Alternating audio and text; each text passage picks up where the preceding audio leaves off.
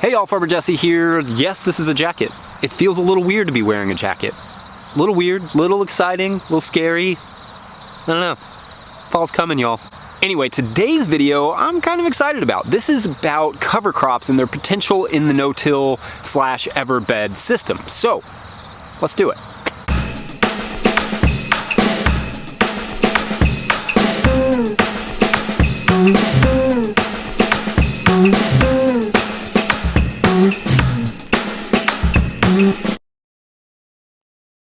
First, big shout out to everyone who signed up for the Patreon page so far. Thank you, you guys are awesome. I've already got 3 videos up over there exclusively for the Patreons, or is it patrons, Patreonins? Anyway, I'm also doing a PDF right now on how much of each crop to plant for a CSA. So I'm gonna put that up over there. That's gonna be exclusive for the Patreons. Yeah, so go check it out. Anyway, let's talk cover crops. I'm standing in a cover crop of European buckwheat that we have down in what I call the worst plot that we have, which isn't an affectionate name, that's just literal. It's a crazy buckwheat, like it's really small seed and it flowers all the way down the stalk. I'm not sure how I feel about it. I get a really good yield off of it, decent coverage. The leaves are really big at first, so it does what you want cover crops to do to kind of shade out some of the other weeds and etc. So anyway, let's just talk about what the point of cover crops are.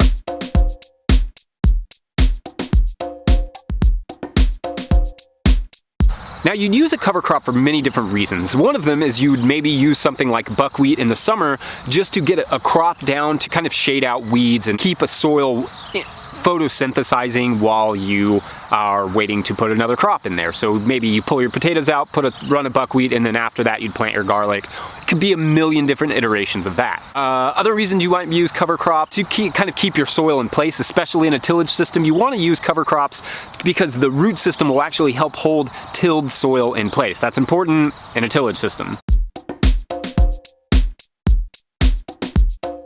In a no-till system, it's a little different, right? Like all of this was planted with the power harrow. So I sowed it over a place that we had kind of already harrowed and all that stuff. Remember, none of my farm is never till.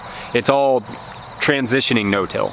We already had this in a basic plot of dirt. So I just went through and sowed this and then power harrowed it. So lightly harrowed it under the soil. Before we get into how you would plant them in a no-till system, I want to talk about why we're going to use cover crops and how we're going to use them. Basically, I don't want to use any cover crops, not crops that aren't food for us or aren't something that we can sell at market, or sell at our CSA or wherever. But what I do like is in certain situations, I will want to use cover crops when I can't really put a crop in or when I don't have a specific crop that I want to go there. So an example of that may be like our Napa cabbage. Let's go check that out real quick. So all of our Napa cabbage will be out within the month. So all of this, probably within a month. It's almost starting to head up now. So all of this Napa cabbage here that you see all through there, all of that will be out within the month, and what we'll do is we'll actually cut it out, cut the entire crop out, take any excess leaves and put those in the compost pile, and then we'll actually do something that I'm going to talk about this farm in a minute, but something that I learned from Frith Farm, F-R-I-T-H Farm. We're going to take the earthway seeder and I'm actually going to sow ryegrass right here.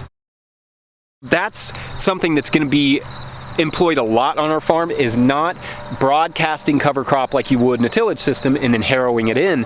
I'm actually just going to be sowing it with the earthway back and forth up and down the road, just making a nice clean rows of cover crop. Now yes, that is a lot more work, it is a lot of walking, but it's getting the cover crop exactly where I want it. Doesn't require any sort of mechanization beyond the earthway.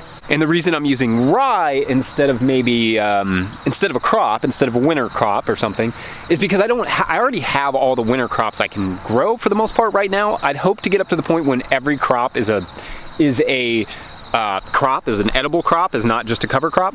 But you know, we're not there yet. We're kind of inching our way to that, and it'll take a little while to get every bed to be a total 100% everbed. I don't even know if that's, it's an ideal, right? That's the goal. But with the rye, what I'm excited about is something that I learned, again, from Frith Farm, which is that basically one thing that they're doing is that they're putting down rye in the fall and then in the spring they're actually clamping it down with these boards. So they're pushing it down sort of like you would with a roller crimper, and then they're pushing it down, but they're not really crimping it. They're just kind of pushing it down, and then they're tarping it, and then they're planting into that in the fall once that rye is totally died back. So they get this nice mulch layer without seeds in it that they can plant into in the fall.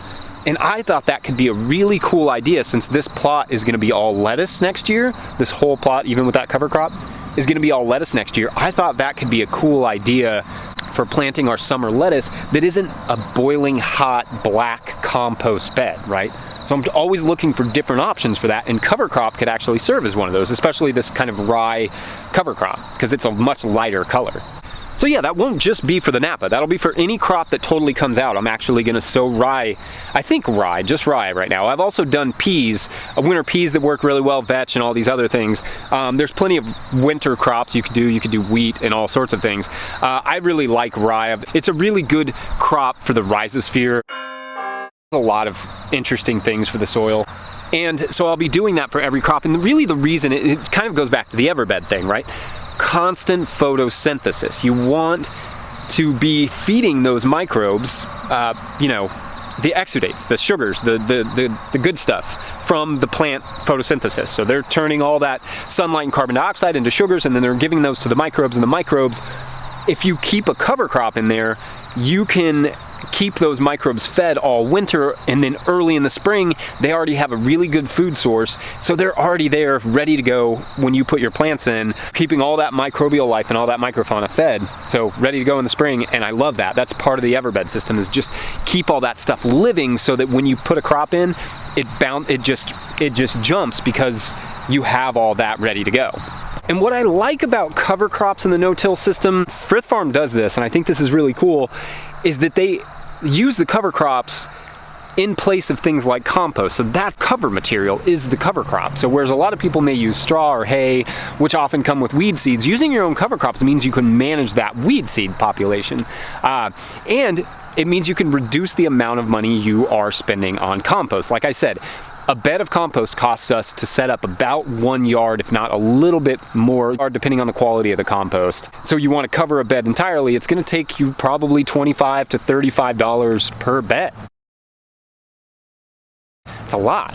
So, that's a big investment right up front, but if you used cover crops, maybe if you don't have access to good compost, or maybe if you just don't want to spend that kind of money right away, and you have time in the fall, you could probably set up a really cool cover crop system that could at least do part, if not all, the work for you. So I think there's a lot of potential there.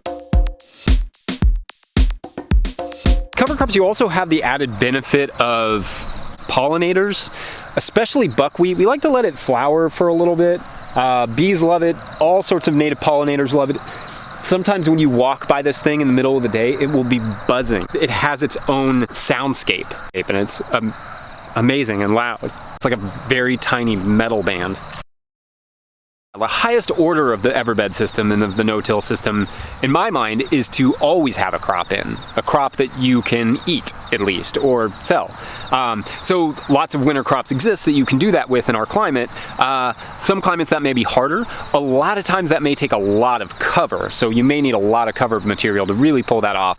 And I haven't decided how much cover material I really even want, because a lot of it is oil-based, and it's lots of fabric, and it can become a mess, and it takes up a bunch of space in our barn, and I don't want to use a ton of it if I don't have to, but I do want to figure out ways to employ crops more than cover crops, edible crops, food crops. A lot of people ask about resting, should I rest the soil?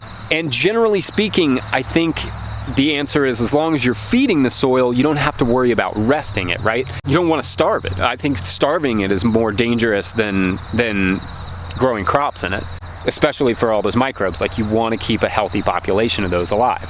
What I'm standing in now, I actually just had the sheep in here. This was all Sudan grass all around me.